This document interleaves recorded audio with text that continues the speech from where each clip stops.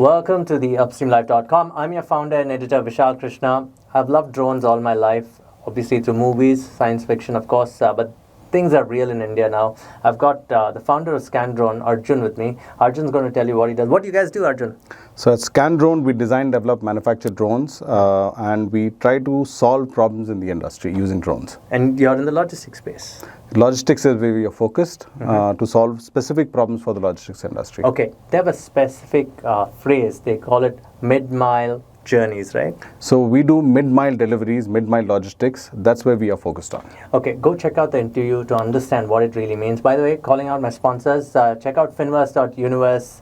They are changing the way you study finance, okay? And their app is called finverse.guru. Download it. You can be a guitar player, you can be a rock star, but you still need to know money to actually go build a business or build your career. So check them out. Again, it's finverse.guru in the comments and description below. And check out this interview with Arjun. Enjoy it. Arjun, how are you? I'm good. Thanks, Vishal. Hey man, I'm a fan of drones, but more from the science fiction thing. I see a lot of these in movies. It's always good to meet a person who's selling drones for a livelihood. I want to talk about Scandron. Beautiful name. You want to tell me how it started? So Scandron, I've been doing drones for a very long time, about 17, 18 years now. And I've had a journey through various companies, various startups, backed by some bigger companies, until in its current form, what is Scandron. We started in May 2022 is when Scandron actually started. And before that, we were a division of a larger company and then split out as a startup for various benefits, business purposes. That's a good idea, right? The larger company was supporting you in running the operation, and that's when you decided that, okay, there's a benefit in doing this business, and you moved out. For that, I want to know, what does Scandron solve? So Scandron, basically, we look at the industry and we try to find areas where drones will actually solve an existing problem or bring in efficiency in our current process. We don't do drones for the sake of doing drones. So we actually go out, we look at the oil industry, we look at logistics, we look at the defense industry, and we kind of found a niche and said there's nobody working on this, and that's what we'll solve with drones. Okay, give us examples. You gave me 5-6 verticals that you go after. Everybody in India is now, there's so many, there are apparently 250 drone companies, right? But you made a point earlier to me that not all of them will make money. It's about making money. And you gave me some prime example. Oil and gas is one prime example. How can Scandron help these companies? For example, when I started out drones in its current form, right? So we analyzed the oil industry, figured where we could bring some efficiency into what they were doing, and then developed a process for doing that, and then approached them. So for the oil industry, we primarily do drone-based inspection services. Now there are two types. One is we do external inspections, which is when the equipment is running, all the assets are running, and we can use thermography to actually find hot spots, any cracks that might be there, any leaks that might be there, and then they can fix those easily. Then we have a very, very unique product where we do confined space inspections. For example, during shutdowns, right, they need to inspect the equipment from inside. They have furnaces which are about as big as this building, and they have chimneys that are 100, 120 meters high, and they have to be inspected from inside. So typically, if you want to do this, right, it takes about a week for them to shut down the equipment because they have to lower the temperature and pressure and then shut it down. Then they flush it with steam. Then they flush it with nitrogen, then they flush it with steam, then they put oxygen, then they open a manhole, a person goes inside, then they put scaffolding, then they'll put lighting, then the inspection starts. So you've already wasted about 2-3 weeks doing this. In our confined space, we have a specific drone that we use. So once they flood it with nitrogen, they just open a manhole, we go inside, the drone carries its own lighting system. Half an hour, the entire inspection is done.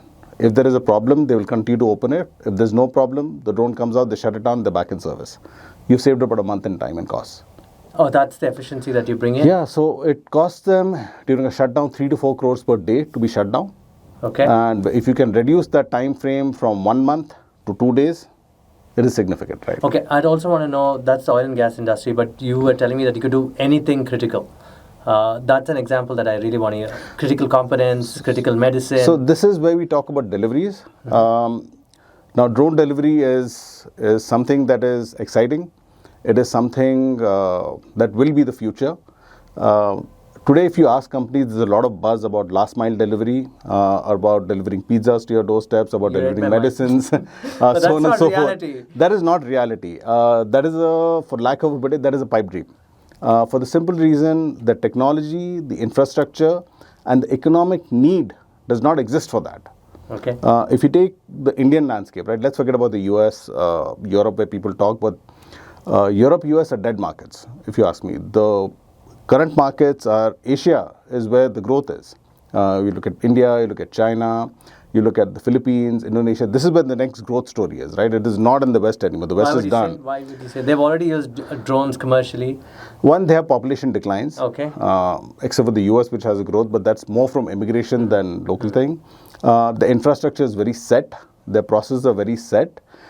In the US, drones can offset labor costs because labor is very expensive. So there is some efficiency there. For example, Amazon does deliveries in the US, but they have to have an observer every half mile. So if a drone is traveling 20 miles, you have to have 40 people observing the drone while it's flying. There is no efficiency in that. Right? The efficiency comes if drone actually replaces and brings efficiency to the current infrastructure, right? If you're adding more humans to watch the drone, you might as well use the truck. Yeah, absolutely, right? Because it's the same cost. Exactly. Okay, what is that what are critical components to you from an Indian perspective? And there's something that you've used, it's called the mid-mile delivery. I've covered retail for 20 years, always did the hub and spoke, last mile, but Scandron is playing in the mid-mile place, right? Mid-mile delivery space. What do you mean by that? And also answer the critical component space for India. What do you mean by that? So, mid-mile is something, in our definition of mid-mile, is basically, okay, today we'll go back to Amazon, okay, or you take any of the big Walmarts, so on and so forth. So they usually have a hub just outside of the city, and then you have fulfillment or last mile delivery centers. Like you'll have one in Whitefield, let's say you'll have another in Indiranagar, you'll have another in JP Nagar, so to speak, and you have to have components come from your larger warehouses to these smaller distribution points, right? So the traffic jam starts once you come into the city. Outside it's not so bad, right? This is where it becomes critical. For example, coming from Whitefield to here, it's a distance of 21 kilometers. It took me 1 hour 45 minutes by road. Yeah. I'm sorry for that, but yeah, that's fine. Right. So a drone would cover this distance in 15 minutes. Plus it would be point to point, right? That's really fast. It is. And so the truck will take you 2 hours. And this could take 15 minutes because the distance is also shorter. It's only about 10 kilometers. Okay. Right? And that is where the drone brings in efficiency. So, for example, so if you're in Whitefield now, let's say, right? And you have these Amazon guys ready to deliver. So from your warehouse, you can come to your last mile fulfillment center. So the takeoff point, the landing point, both the locations are in your control. There's no third party involved. And you can carry, let's say, about 20 kgs of parcels. And then these guys on bikes or whatever it is go out and deliver it. And so one thing people will say is, but it's only 20 kilos, right? A truck will carry 2 tons. But a lot of the time that truck is not full. Neither is it carrying everything in one shot. Here the drone can do multiple flights, right? In an hour you can do 6 flights. Absolutely. That's 15 minutes. Correct. So every 15 minutes if you do a turnaround and you have 2 drones crisscrossing, there's no pollution, it's faster, turnaround times are higher. And you can actually get material out faster because you don't have to wait for the truck to fill up. Okay, and for this to happen, things have already started. This is where you think it'll make money, and therefore you're a drone-led logistics service, right? Where people lease the drone from you, and that's how it works, right? So we have several models. Okay. Sorry to interrupt you. We have several models that we work on. So the initial point is, okay, you have to prove that the drone model, service model works, right? It is important to prove that. Like when you have a new airliner, before airlines buy it, the manufacturer has to prove how the airline will make money from it. It's the same way. So it's not good enough for me to come to you and say, hey, buy this drone. It costs so much. It has so many features. I have to tell you how to use it. Now, when I tell you how to use it, it's not how to use 1 drone or 2 drones. I have to tell you how to use 50 of them. Right? How to manage them, what the infrastructure required is, how do you charge the batteries, how long do the batteries last, how do you maintain that whole ecosystem, how do you load the packages, right? It's an aircraft in the end. You can't just put heavy stuff on one end, light stuff on the other. How do you balance that? How do you load and unload? what are the best practices. So this entire thing, there is a cost to it. Just like with your vehicles, you have a service schedule, right? It's the same thing with drones.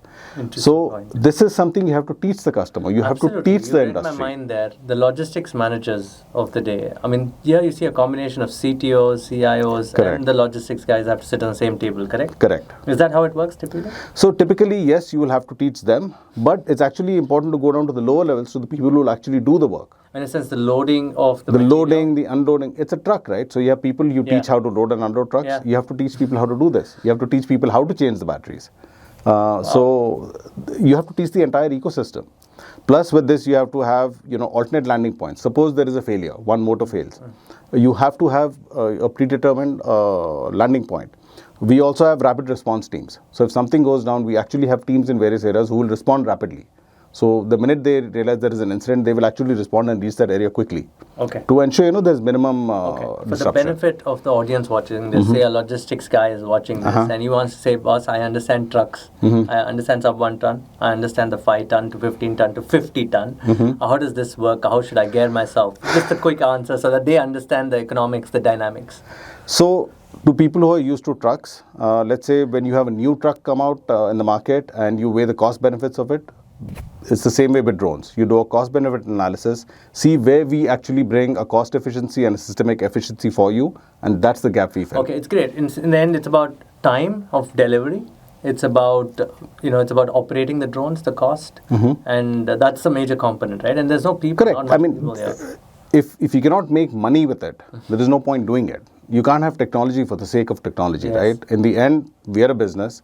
Our customers have a business to run. So we have to teach them how to make money with this. And you're disrupting the mid-mile. Define the mid-mile today in India. Where does it stand? And how will you've already answered how the drones work. How would the mid-mile get disrupted? Because the retailers have been talking last mile always. This concept of the mid-mile, was it always there? Or is it a concept that's emerged after drones? I think it's a concept that is going to get defined now. Okay. It is not yet defined. It is something that we use to explain to our customers because the last mile is kind of misused also in a lot of ways. Yes. Last mile can mean to the retail shop. Kiranas. Last mile can also mean from the kirana shop to the house. Yes. Right. So there are two last miles. So when we say mid-mile, what we mean is from a major warehouse at the edge of the city to smaller warehouses within the city. That is what we call as the mid-mile. I got it. Say, for example, we're talking Bangalore here, folks, so bear with us. So you're in Whitefield, for example. Say a fulfillment center is, say, in a Kolar or a Hoskote. Hoskote, there is Amazon's big fulfillment center there. From there to...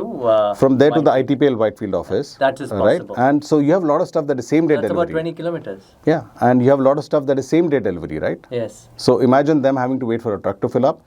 Or here, every hour, they could just schedule a 20-kilo flight and it would just come and go back, come and go back. Okay, typical conversations with all these logistics guys when you sit down. I know you're a year old in this operation, but you've been doing drones from 2006. We'll get into that later. What is a typical conversation like? A guy sits on the table like what we're doing now. What does he ask you? The cost is the only thing that they talk about, because once I raised this point that drones could be high cost, could be great service, but there is cost X. But if there's a benefit, you can still compensate the drone company Y. Right, that's a mod. But people say cheaper doesn't mean better, kind of a thing, right? What are your thought processes when you sit with these guys? What are the typical questions that they ask you? So it's actually the other way. They don't ask us questions. We tend to ask them, what are your pain points? It's discovery today. Yeah, so let's say we ask them, okay, yeah, I do drones, but before, and typically when I say I do drones, first thing everybody will ask me is, how long does the battery last? That's a common question, right? So that is actually irrelevant for a logistic drone, because it's how far do you fly and how much can you carry is the discussion, right? Yeah. And so typically we'll ask them, okay, what is your pain point, right? So one of the big pain points is intercity, okay? So we're not there yet. Give us a couple of years, we'll get there. Okay. So today, this is the segment we're focusing on. And then typically it would be like, okay, so what if we could deliver 20 kilos to you at so-and-so cost? And so there is two. There is a asset cost and there is a operating cost, right? And you have same-day fulfillment. You have smaller packages that need to go. So one of the other advantages that come from this, right? So in Whitefield, instead of having one fulfillment center, you can have two. So let's say you have one in ITPL, and then you can have another one towards Barthur side. So a drone can actually go to 2 different areas, which again by road can be anywhere from 10 minutes to 45 minutes. Correct. That's the sell to them. You're going almost exactly, right? They don't bother about the technologies, the software integration, how good that is. So we tell them not to worry about it. Yeah, it's for the important, simple reason, really you have a matter. truck. Yeah. This You is do a worry drone. about It's the just transmission. so I use a motorcycle, you use a car, you use a truck, and you use a drone. Yeah, We are same just logic. another tool for them, Okay. and a tool that fits certain segments well. It doesn't fit all of them. Okay. That means you're taking on. I mean, the other model that I think about is tomorrow a fleet operator can come to you and say, Scandron, Arjun, I want to work with you. Lease me a few drones. That's possible too. Once we get to the size, probably yes. Okay, what's the size then? You talked about size. What's the total addressable market in India? And I'm sure you're looking at all these clusters, right, where you can play. It could be retail, it could be automobile. You also gave an healthcare example, but what would work for you? What's the addressable market for you today? So with the size of drones that we have, I would say for us to directly service, we can probably service maybe 400 to 500 cities in India. Where we can probably make money in the model we have right now. And then as the market grows and the market matures and the market learns how to use this and then make them use it directly. So we would go from leasing and service provider to becoming a more pure manufacturer. So that is the goal. At the moment, how are the drones? You build it yourself? We design, develop, manufacture the drones, and we operate them. Okay, and they're very different from the other drones out there where there's the standard. This is completely customized to client. So it is not customized to client. It's customized to a specific purpose. So when we started making logistics drones, we took away all the fluff and we started from the ground up. What do you mean by the fluff? So for example, we took away the bells and whistles. It doesn't necessarily have to look really pretty. It's a truck of drones, right? It's like a truck. So truck doesn't necessarily look pretty, but it looks solid, it's sturdy, it's very industrious to get the job done. So that is how drones are designed. They're designed to be very sturdy. They're designed to be easy to operate, easy to fix, easy to repair. They're very modular. And they're designed to offer, let's say, a lot of uptime. So they don't spend so much time on the ground getting repaired, but you just kind of land, change the batteries, put the package and go up again. And do this again and again and again and again and again reliably. Talk about the design process. These are frames that are designed by your team, or is this standard? No. We design the the entire frame. Every single component. We design every single component. Okay, great. That's good to know. So where, for example, you have fasteners and stuff like that we use off the market. Some communication systems, autopilots we use on the market because companies already spent billions of dollars developing that, right?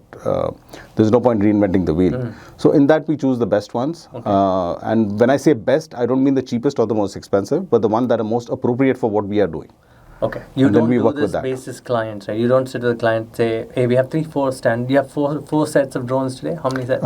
We have 5 different scales of logistics drones. Okay, and different skill sets, right? They get a payload based on payload. Different payloads, different operating altitudes also. For example, for the defense, India is a very unique defense battlefield where our fighting starts at 12,000 feet and above. We're the only country in the world that has that. Okay. So the army has unic logistical requirements. On all borders, is it? 12,000 feet and above, Yeah, the entire northern border, basically. Except for Pakistan, where you have a little bit of a desert. The rest is all high altitude. Absolutely. And so you have companies in the Netherlands, you'll say we carry 200 kilos. Sure, but you carry 200 kilos at sea level for 8 minutes. So they are basically designed to pick up something and put it on top of a building. That's it. They are not logistics drones. So high-end logistics drones, high-altitude logistics drones is a very Indian concept. So we have actually designed drones that are specific for the defense needs. They operate very well at high altitudes. They don't operate so well at low altitudes. They're designed to work in the thin atmosphere and they're designed to serve a very, very specific purpose for the army. It's interesting. So when you come back to a client and you give them these 5 packages, obviously the commercial guys will take the commercial package. Do they then say that customize it from here to there, or would you say no, this is a standard set, but we'll tell you how to operate it? So we can customize to a certain extent. For example, our larger drone, one of the drones called the Cargo Max 2000, it can carry 25 kilos. So you can actually add more batteries and carry 10 kilos, but for a longer distance. Okay. Right? Or you can say, okay, I only need to go 5 kilos, so you can carry 40 kgs. Right? So you can scale it out in that term without making any changes to the drone. Okay, this is interesting. So we talked about you take care of the design process, and obviously you talked about the different business models out there. For me, the most important aspect is now, regulations. I want to get deeper into it. But when you deliver into the mid-mile, right, there's some extended portion of the city that you enter in. You're allowed to operate? So the good thing is the current government regulations are very, very user-friendly. They also make sense. So what they've done is, except for certain areas which are defined as orange and red zones, the green zone is mostly the whole country and you can actually fly. Now in that they have said, very rightly so, they have put restrictions on how high you can fly and what distances you can travel, which makes sense for the simple reason there are a lot of companies building drones. Not all of them know how to do this. So if you make, if you're a truck and you break down, or a car or a scooter on the road, you kind of stop there. With a drone, if something goes wrong, you fall. Because these are heavy things. Correct. Not only heavy, you fall, right? Because you basically need to be in the air. And when you fall from the air, there is potential to damage something on the ground. So it's important to ensure that they are flight worthy. So the government has a type certification process in place. They actually have coordinate allowing you for beyond visual line of sight. BVLOS is a term you hear often, which stands for beyond visual line of sight. Simplistically, it means you can fly the drone as far as you can see, not beyond that. Okay. So BVLOS actually allows you to fly beyond the range that you can see. So they have processes put into place which are starting to allow us to do that. We take permission each time and do it. And these are autonomous drones, right? Autonomous drones. Okay. So we have a safety pilot. So by default, people don't have enough faith in drones. Typically, we think if the drone is 20 kilometers away, what is the pilot actually going to do? Yeah. But would the client come back and say, I want it operated by pilots? Would they do that? We would say no. That's not your model? No. For the simple reason, in an aircraft, a pilot is sitting inside the aircraft, right? He knows where left is left, right is left, up is up. He has the same perspective as the aircraft. In a drone, if you're flying long ranges, the pilot is 20 kilometers away from a drone. Yeah. What is he going to do? Right? Yeah. If you lose communication, you lost communication. And that's a liability. Correct. So we build fail-safe and reliability into the drone. So the drone has certain decisions it makes on its own. Number one is safety. Always safety. If it feels it's an unsafe environment, if wind conditions exceed a certain amount, if it feels the batteries for some reason are being consumed faster than they should, it will actually abort and come back. Got it. And why 5 drones? What are those 5 verticals? Different sizes, different payloads. Yeah, you said defense is one vertical. Defense has several requirements. Okay. For example, they need drones that take out 4,000 meters, climb to 5,000 meters, and deliver 20 kgs. Then there is another set that take over 3,000, climb to 4,000, and deliver That's your second payloads. Range. Second range. Then we have really small ones, which will carry about 2 kgs. This was made actually for a customer requirement. We'll carry it for like 3-4 kilometers and back, just 2 kgs. And then the other ones are basically in 2 different categories. So one will carry heavy payloads for a short distance, and another one will carry about 5 kgs for a very long range. Okay. And consciously you designed all this? We consciously designed, in our mind, as we studied the industry, found out what kind of customers wanted. From our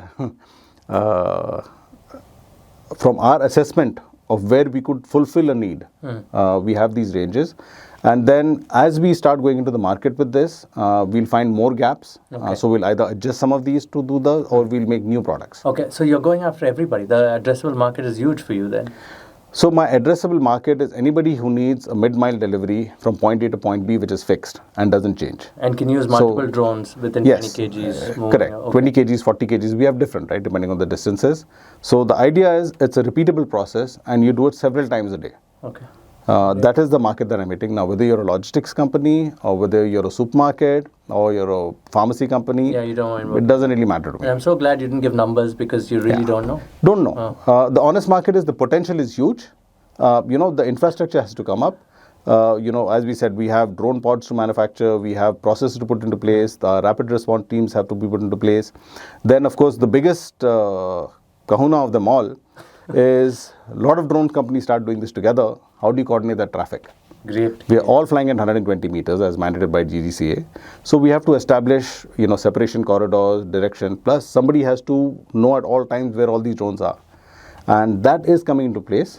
We have tied up with a UTM supplier for this. We feel the model they have is probably going to be the best one to use, at least currently. What's a UTM?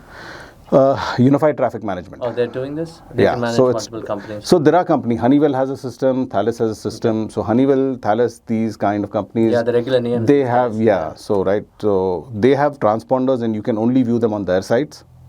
So Got it. you can view any Honeywell drone, but the Honeywell Thales can view those. So the current company that we have joined hands with, they actually allow any drone to be detected in their system through a very simple process, and I think that is the way. So there's nothing going in. It's not manufacturer specific. So basically, it doesn't go hit other drones or something. That's just It's not hit. It's more tracking. Yes. It's not avoidance. It's tracking, right? But So will when there you be take avoidance, permission, you need to take avoidance also, right? At some point. there is collision avoidance is already there, built into drones, but it's not that. For example, commercial aircraft, even today, not all commercial aircraft have avoidance, right? Yeah. Where if you proximity, then one will go up, one will go down. Even commercial aircraft don't. It's expensive. So every piece of technology you add to it becomes more expensive. Got it. Arjun, we briefly spoke about the government and the policies. I have to get into the subject and its history because you've been associated with drones from 2006. Correct. How's the policy evolved? I mean, in 2006, but I've never heard of drones in India. I would say science fiction movies, RoboCop kind of movies. You'd see drones flying around, and you're a fan. But then things have changed since. I think more so after 14. And the policy also put a stop to many of the operators in between. Correct. And then it opened it up, very beautifully defined. You want to talk about that history for the benefit of our younger audience who want to build on drones and why they have to be cognizant of policy? Okay. So when I started doing drones, there was no drone policy because drones didn't exist. In 6, right? You came back to India at that point of time. Yeah, I came back a couple of years earlier and started drones. And there were just, I think, total of myself and there were 2 other companies who actually were doing something with drones. And it was purely defense oriented, right? Drones were for surveillance for the defense market. And that time, India was predominantly dependent on drones from Israel. To a large extent still are, now going out a little more. But defense related? Defense related, and they were the only ones who could afford, so they right? Just CBUs come here, build them up, and then get them to fly and do... No, so the Israelis built the drones and sent them here. So we actually designed, developed, manufactured here. It was completely built here. Yes, yes. Built by the Israelis. So when we started, there was no ecosystem, right? So we had to build all our parts, and drones cost like $100,000, $150,000 a pop back then, because you designed everything from scratch. The components were expensive. They were designed for the military. So things designed for the military tend to have a lot of stuff put into them for the military. They're hardened. They have, a lot of fail-safes. So it's only military applications? At that point, yes. Okay. And there was no rules from the government? No rules. So we actually used to coordinate with the ATC directly when we wanted to fly. And this is a hobby for you then, or was it commercial? No, it was commercial. The idea was to make money. When I started, I was a hobby flyer for a long time. And then when I started drones, it was with a very, very specific purpose that drones will make money.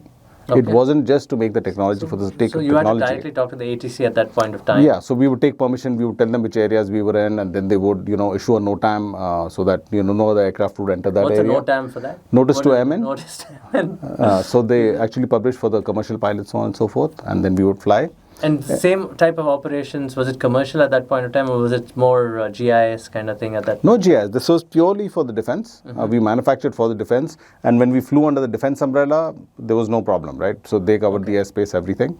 So we had drones all the way from hand-launched drones, all the way to large drones that flew for 12 hours, flew at an altitude of 14,000 feet, had ranges of 200 kilometers giving live videos. It was all fine then? It was all safe? All fine. There was no problem. So there were no rules, nothing. No rules. Or under the umbrella of the defense, right? Okay. I remember specifically in 2012-13, suddenly this whole narrative of funding drones in India, because equity money started coming in. You have to realize the startup ecosystem started growing at that point in time. And then I still remember I was in a magazine at the time, and I would write about drone companies. And these were like hobby flying companies who would talk about getting into the commercial operations. So what frightened me at the time is it was not their own design. It was somebody else's design, and they had no software hardware integration capabilities. Correct. It was just a terrible play at this point of time, but it was good branding for them. They went and said, what happened in 2012? Suddenly, the government got a little scared also. There's so many of these drone companies raising money, right? That sent some alarm bells also. So did the policy evolve from there, or was it earlier? So, no, the policy came about with the advent of DJI drones. I will actually name one specific company. It's a Chinese company. They dominate 70% of the commercial consumer drone market worldwide. Okay. Their drones are inexpensive. They're very reliable. They're very easy to fly. They're very good for commercial hobby grade. And now they make some industrial drones also. Okay. They're very good for what they are. I mean, you can fly a DJI drone many kilometers away and bring it back. It will continue doing the same thing very effectively, very efficiently. Just because of the numbers they have made, they have got that dependably into those drones. Two things happened which actually created the drone explosion.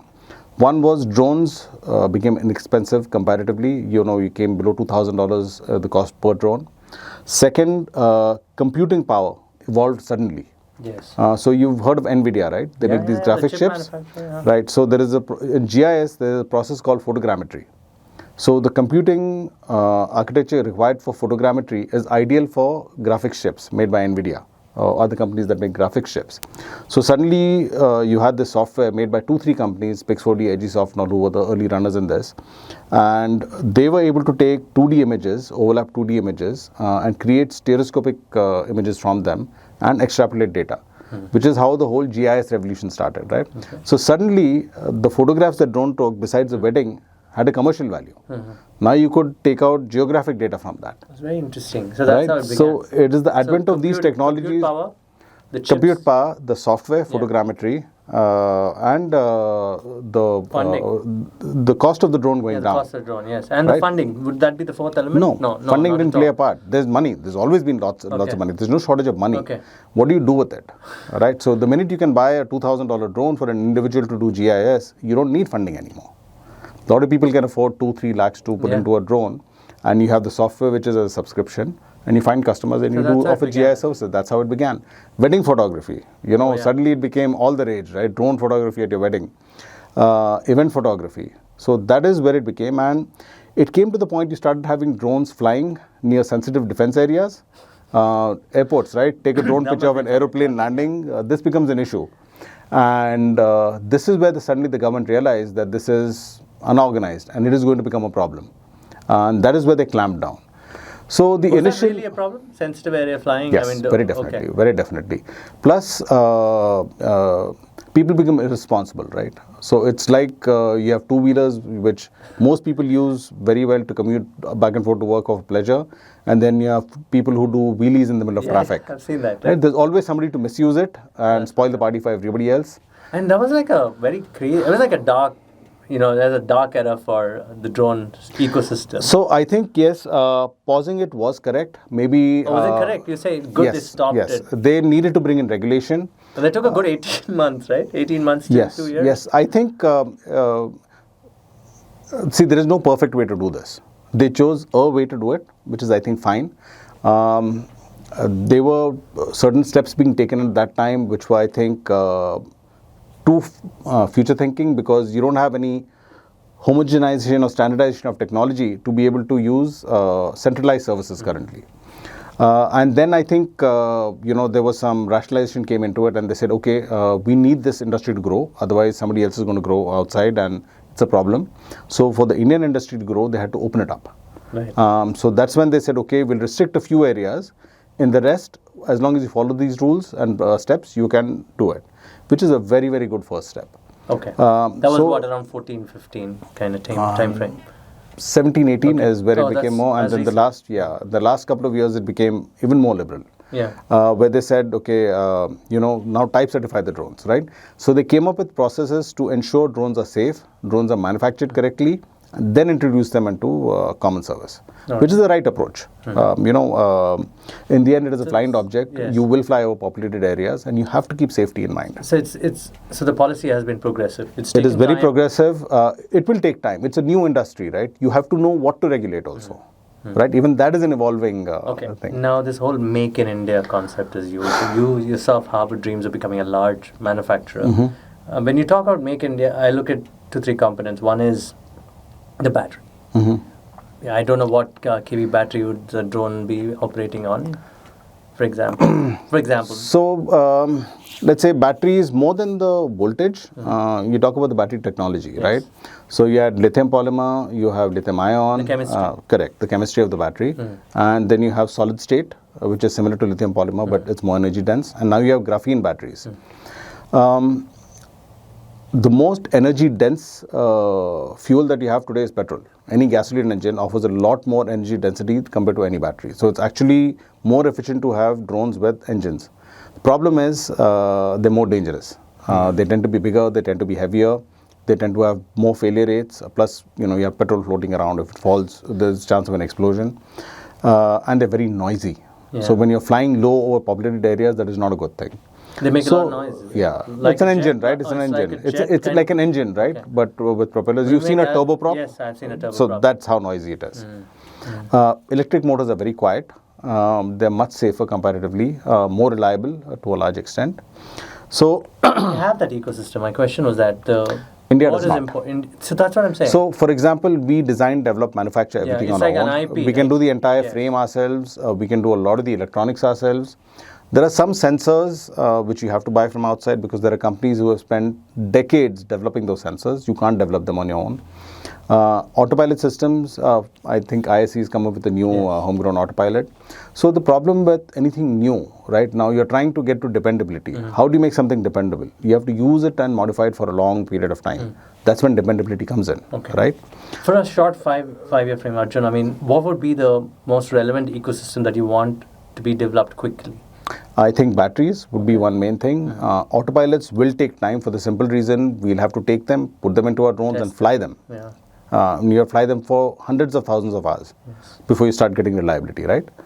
That it has to start, and we have started that. But it will take time to come to the point where you can replace imported material with that. It's interesting. I want to raise this. In '83, when the Suzuki of the world and the Maruti Suzuki thing happened, they built the ecosystem ground up, and now we have an automobile cluster. So drones will do that. To get there, but that's a longer time frame, right? It took India about 3 decades to do the automobile cluster. I think the halcyon days of Indian automotive were 2013 when everything was peak. Madras, in the Madras ecosystem or the Chennai ecosystem, you have it going all the way up till Coimbatore. Then you have the Pune ecosystem or the Pune belt. Then you have the Manasar and the Gujarat belt now, right? Correct. Right. So how will that happen with the drones? Will it take longer? My question is that. Too soon to say, for the simple reason. So you will not have 300 drone companies. When all is said and left, you'll have some service providers, a whole bunch of them, who will do the service providing. And as with anything else, there will be 7 or 8 large drone companies standing because you will need that volume to sustain. You will need that. Consolidate. Not consolidate. They will die off. Unless you have something original offer to in the ecosystem. And money is not the original thing to offer. Money is there, right? Funding is there to build your own stuff. It is the ideas. It's how you implement. Got it. Most drone technology is there. What do you do with it? How do you use it? What technologies do you develop on your own? Where do you want to play upstream, downstream in the ecosystem? I look at upstream as the basic manufacturing space, downstream services, or do you want to? How do you want to look? We will go downstream to a certain extent, unless we find. We are hoping that we will reach the volumes where it will start justifying us to have a lot of components being manufactured by us. For example, motors eventually. So this is the issue in India, right? Nobody wants to take a bet unless it's a sure thing, right? How do you know it's a sure thing till you experience Exactly. it, right? So, you have larger companies. There is no pure research happening in India. Like if you want to become an electric motor company, right? Get deep pockets, build 200 different types of motors, build 100 of each motors and run them and run them and run them and run them. And the reliability factor, which is the normal stretches in years, you'll get in months. All right. But you have to be willing to be able to do that. You say, okay, drone is going to be the next ecosystem, right? Let's say these are the 5 common motors that they'll probably use. Let's build them. Let's build 100 of them, 1,000 of them, So and let's use them. Who's going to build this cat? I mean, you say money is not the problem. There's private equity money, there's VC money, there's obviously banks also. But who's going to build the cat? Somebody who has to really like electric motors and says, okay, I'm going to make motors, I'm going to make them for the this. big boys themselves. Not only big, can be smaller companies. You don't need to be that big to So you do can be a it. small SMB doing automotive. You Can just get have into to be ready not to make money for the next 2 years. Okay. You have to say, I'm going to take 2 years to build this product, then I will go to the market and make money. So with that's this. how the local ecosystem will be built. That is how it will be built. You'll have a few players who will take these bets, and their bets will pay off. And would you say that the Commerce Ministry or the Trade Ministry should be cognizant of this ecosystem? They should be cognizant, and I think for example, in the US, right, a lot of companies that are funded by the government, or they give them funds to do research, and that needs to start happening in India. I think one of the bottlenecks for us is testing labs. Yeah. Right, there is a big bottleneck. For example, my larger drone, there is only one lab in the country that can take my large drone. Where's this lab? It's based in Bangalore. That's that, is it? That's it. And the DRDO. All the small ones can go different places, yeah. So they're the only ones where my drone will fit. So these are some of the bottlenecks you face. But you're saying that the ecosystem is getting there, or is it just started? Are we doing babies? Oh, there? it's not even started. Oh, man. It will start.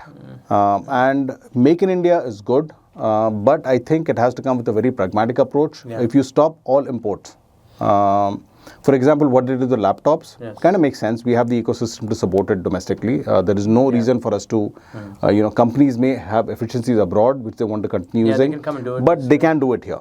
Like Apple has taken the plunge, other bigger companies have taken the plunge, Foxconn.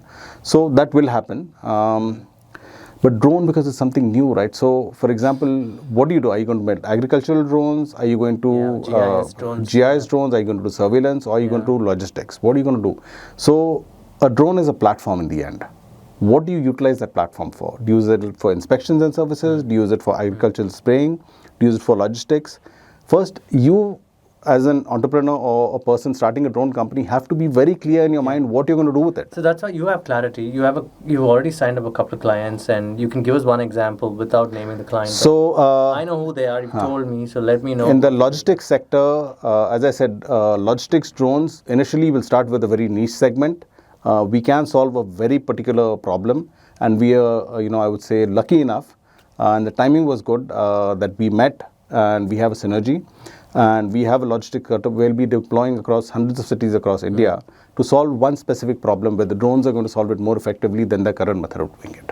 Okay, and I think you should do something called the mid-mile kind of campaign. It is true. People have to understand that. Yes. And I'm glad you're going to disrupt that. My point is founders, leadership. You spoke so much about the ecosystem and the government. Does much of your time go away in talking to these people? Some of it, not as much as you would think, because the processes are there.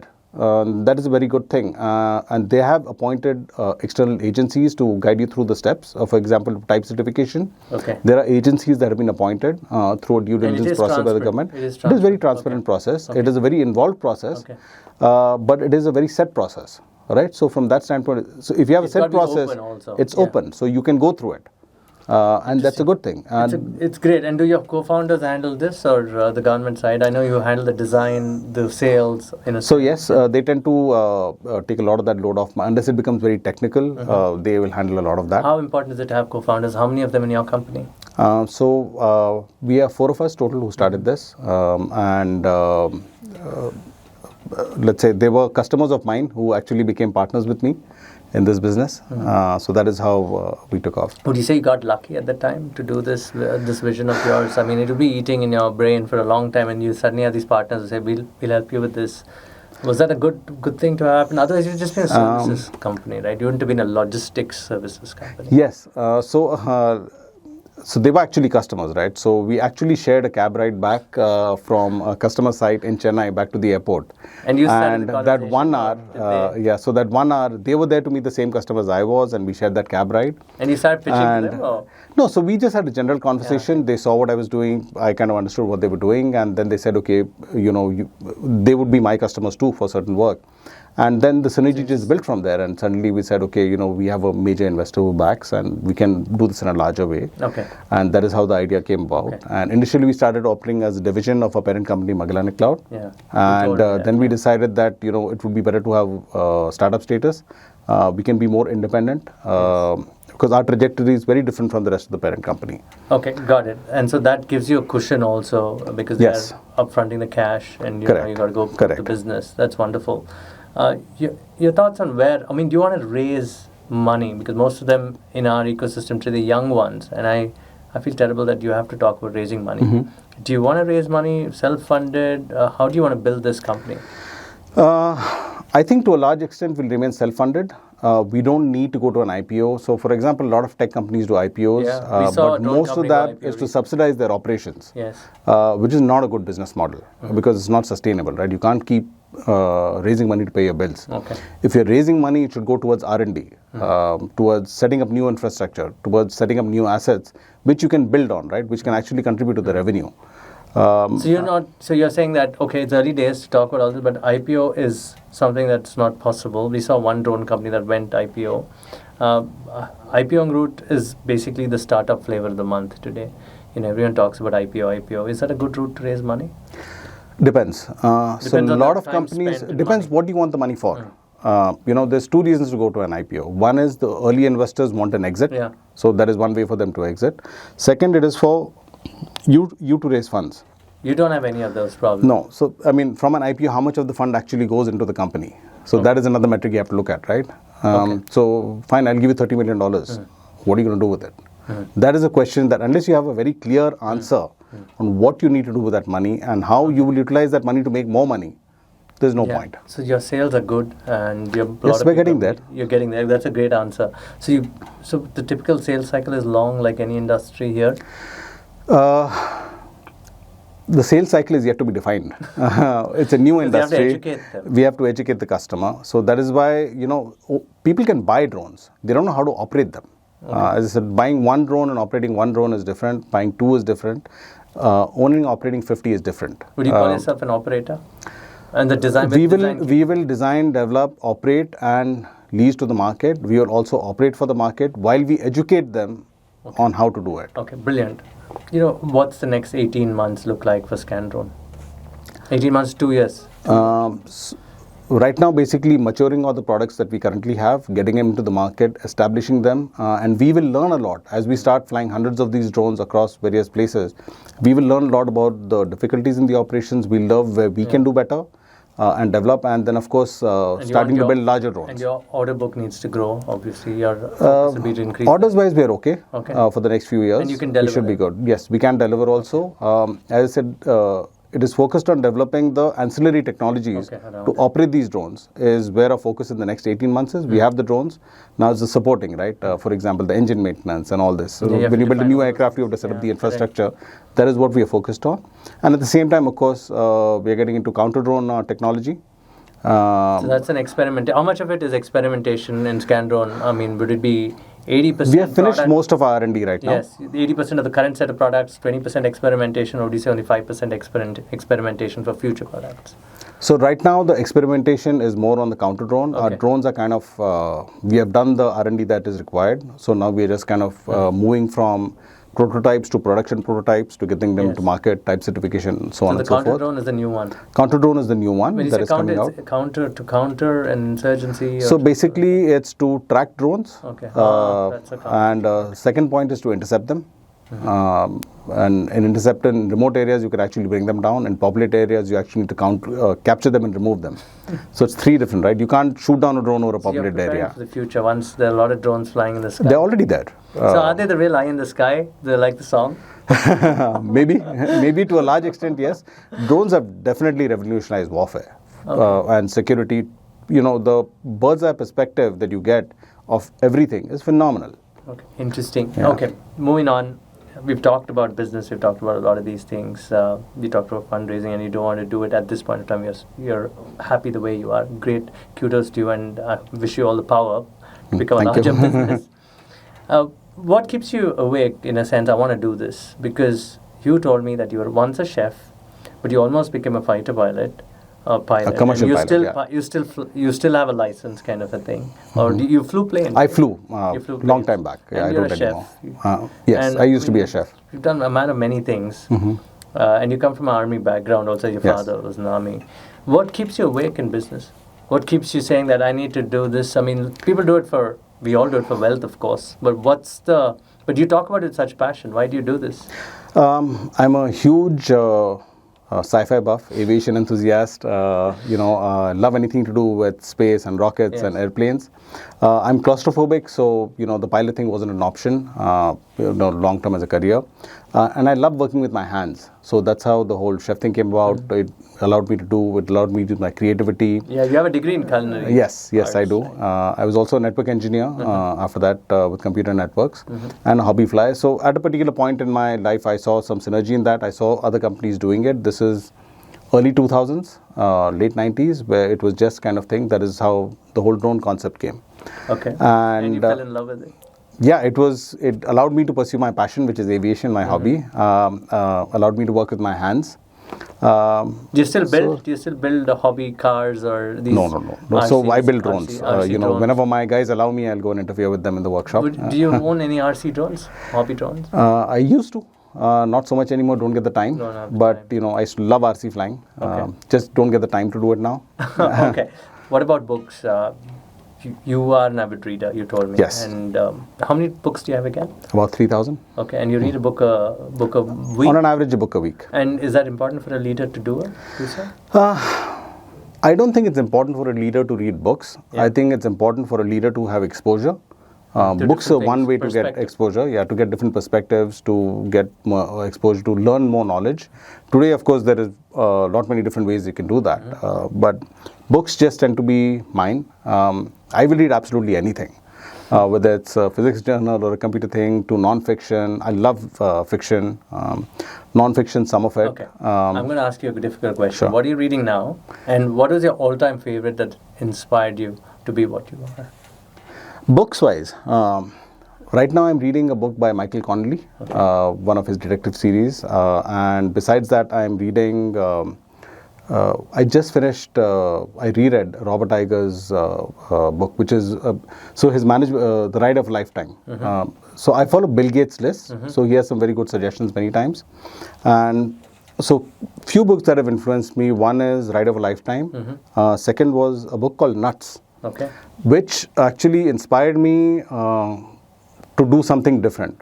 So Nuts is Nuts. It's the story about Southwest Airlines in the US in the early 70s. Yeah, Southwest is amazing. Yeah. So the US, the airline industry was very regulated, right? You could either fly local routes or you could fly long distance route. You couldn't do both.